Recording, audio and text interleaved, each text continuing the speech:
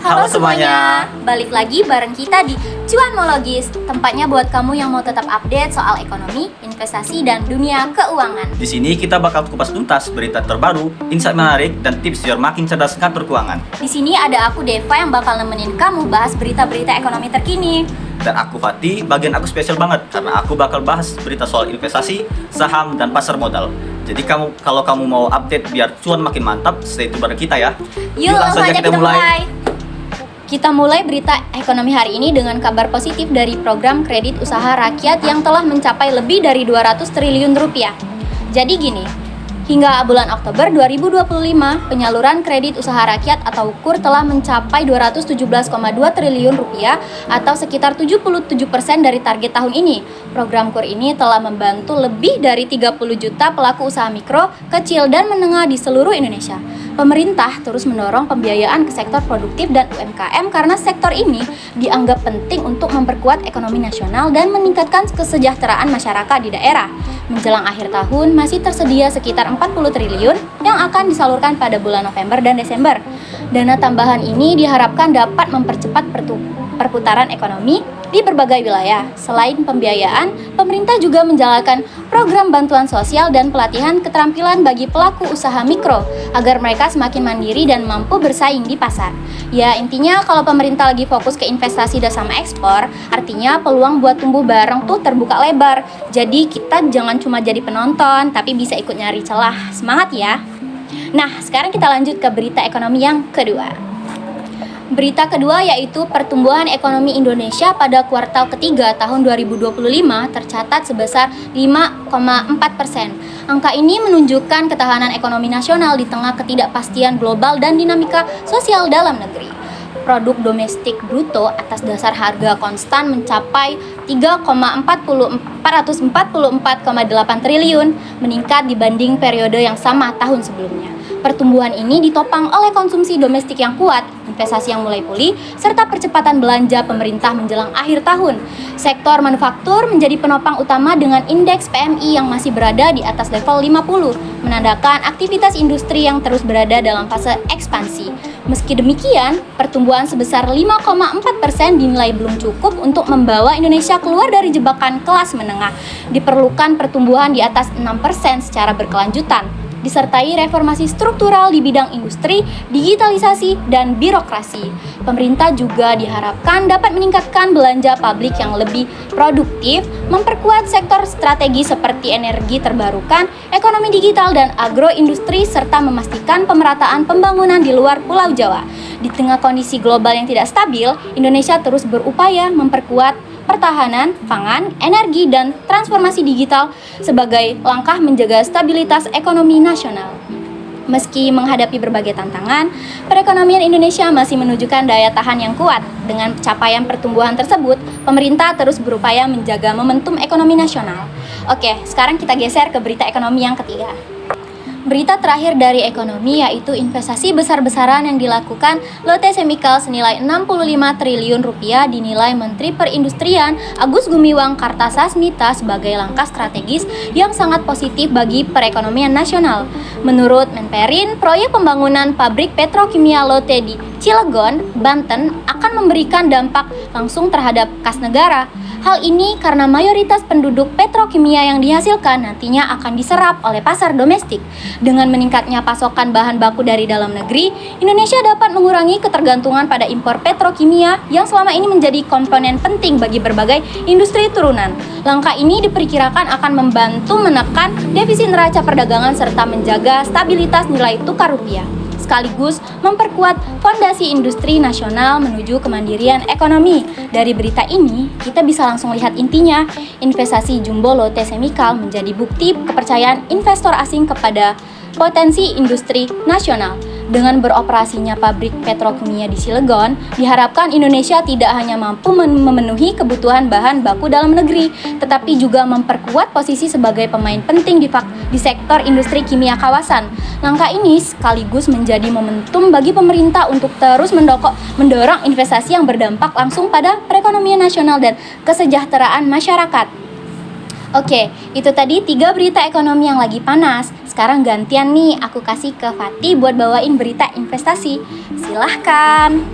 Nah, setelah tadi kita mendengar berita seputar ekonomi, sekarang kita masuk ke berita investasi nih. Di kabar investasi hari ini ada 3 berita penting seputar pasar modal dan investasi di Indonesia yang wajib kalian simak. Untuk berita pertama ada bocoran IPO Superbank. Disebut tunjuk 4 sekuritas target rampung untuk akhir tahun ini. Bayangin salah satu bank digital terbesar di Indonesia, Superbank, bakal resmi melantai di bursa akhir tahun ini. Setelah lama ditunggu, akhirnya bocoran detail IPO-nya mulai terkuak. Superbank, bank digital yang berada di bawah naungan grup Elang Mahkota Teknologi, tengah bersiap melantai di Bursa Efek Indonesia melalui penawaran saham perdananya yang ditargetkan rampung pada akhir tahun 2025 ini. Persiapan menuju IPO sudah berjalan sejak beberapa waktu lalu, termasuk tahap uji minat kepada investor yang digelar pada Oktober 2025. Untuk mengawal prosesnya, Superbank menunjuk 4 sekuritas besar sebagai pendamping. Di antaranya ada Mandiri Sekuritas, CLSA Sekuritas Indonesia, Trimega Sekuritas Indonesia, dan Sukor Sekuritas. Berdasarkan informasi yang beredar, proses IPO Superbank akan dimulai pada akhir November dan berlangsung selama sekitar 1 bulan. Penawaran saham ini menarikkan pencatatan resmi di BEI pada pertengahan Desember 2025. Superbank dikabarkan akan melepas sekitar 15% saham dari modal ditetapkan dan disetor penuh, dengan harga penawar maksimal Rp1.050 per lembar sahamnya. Langkah ini menjadi tonggak penting bagi Superbank dalam memperluas ekspansi bisnis dan memperkuat permodalan, sekaligus menjadi salah satu IPO terbesar di sektor perbankan digital Indonesia tahun ini. Untuk berita yang kedua, jutaan investor pasar modal dan saham tercapai di penutupan bulan inklusi keuangan 2025. Gak cuman makin melek investasi, masyarakat Indonesia kini makin aktif jadi investor. BEI baru saja menutup bulan inklusi keuangan 2025 dengan capaian jumlah investor yang tembus puluhan juta. Bursa Efek Indonesia resmi menutup bulan inklusi keuangan 2025 dengan hasil yang menggembirakan. Hingga akhir Oktober, total investor pasar modal Indonesia telah mencapai 19,15 juta Single Investor Identification atau SID, termasuk 4,28 juta investor baru sepanjang tahun 2025 ini, naik 58,4% dibandingkan tahun sebelumnya. Direktur Utama BEI, Imam Rahman, menyebutkan peningkatan besar ini merupakan hasil kerjasama seluruh pemangku kepentingan lewat berbagai program edukasi dan literasi keuangan. Beberapa di antaranya adalah Sekolah Pasar Modal, Program Buku Investor Saham, Road to Capital Market Summit and Expo 2025, dan Virtual Trading Competition 2025 yang diikuti ribuan mahasiswa dari seluruh Indonesia. Peningkatan signifikan ini juga terjadi di investor saham yang kini mencapai 8,08 juta SID, naik sekitar 51,2% dibandingkan tahun 2024. BEI mencatat generasi muda di bawah usia 30 tahun menjadi kelompok paling aktif berinvestasi tahun ini. Sepanjang Maret hingga Oktober 2025, BEI menggelar lebih dari 14.993 kegiatan edukasi di seluruh Indonesia, menjangkau 14,33 juta peserta, dan menghasilkan 319.000 pembukaan rekening efek baru. Capaian ini menunjukkan keberhasilan BEI dalam mendorong literasi keuangan dan inklusi pasar modal nasional. Kedepan, BEI berkomitmen untuk memperluas edukasi agar semakin banyak masyarakat menjadi bagian aktif dari pertumbuhan ekonomi Indonesia yang inklusif dan berdaya saing global. Untuk berita terakhir ini datang dari MSCI. Rebalancing MSCI, brand dan BRMS masuk, ICBP dan KLBF tersingkir. Morgan Stanley Capital International atau MSCI resmi mengumumkan hasil dari rebalancing indeks saham global untuk periode November 2025. Kabar menggembirakan datang dari Indonesia. PT Barito Renewable Energy atau BREN dan PT Bumi Resource Mineral atau BRMS resmi masuk ke dalam daftar MSCI Global Standard Index. Perubahan ini akan berlaku efektif setelah penutupan perdagangan pada 24 November 2025 dan mulai diterapkan pada 25 November 2025. Di sisi lain, dua saham besar Indonesia, PT Indofood CBP Sukses Makmur atau ICBP dan PT Kalbe Pharma harus keluar dari daftar tersebut. MSCI menyorot BREN sebagai salah satu dari 3 saham terbesar yang ditambahkan ke MSCI Emerging Market Index bersama 2 perusahaan asal Tiongkok, Zijin Gold International dan GF Security Co. H. Langkah ini menunjukkan peningkatan bobot dan posisi Indonesia di pasar negara berkembang. Secara global, MSCI melakukan penyesuaian besar, menambah 69 saham dan menghapus 64 dari MSCI ACWI Index, serta melakukan ratusan perubahan lain di indeks regional dan global. Pergeseran ini menjadi perhatian investor dunia karena berpotensi mengubah aliran modal asing ke pasar negara berkembang.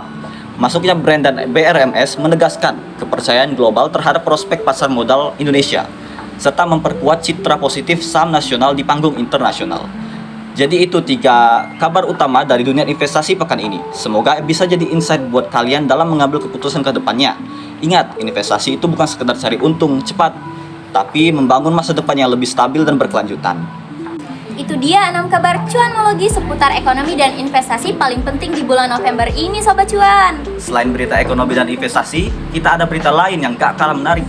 Setelah berhasil membawakan berbagai berita ekonomi dan investasi dalam beberapa bulan terakhir, Cuanologi Season 3 ini resmi berakhir pada episode yang ke-8. Kami dari Financial Investment Department mengucapkan terima kasih kepada seluruh kru yang telah membantu selama proses produksi Cuanologi Season 3 ini. tapi jangan khawatir Sobat Cuan, kami rehat sejenak untuk kembali dengan versi yang lebih menarik lagi. Tetap ingat, pasar bisa berubah cepat. Tapi dengan informasi yang tepat, kamu bisa ambil langkah yang cerdas. Sampai jumpa di Cuanologi Season berikutnya. Tetap cuan dan cerdas dalam berinvestasi. Jangan lupa like, Comment, share, and subscribe. support terus Cuanmologis agar nggak ketinggalan info penting berikutnya. Cuanmologis, stay informed, stay ahead. Halo guys, selamat datang di Cuanmologis. Semuanya, balik lagi bareng kita di Cuanmologis. Halo guys, selamat datang di Cuanmologis.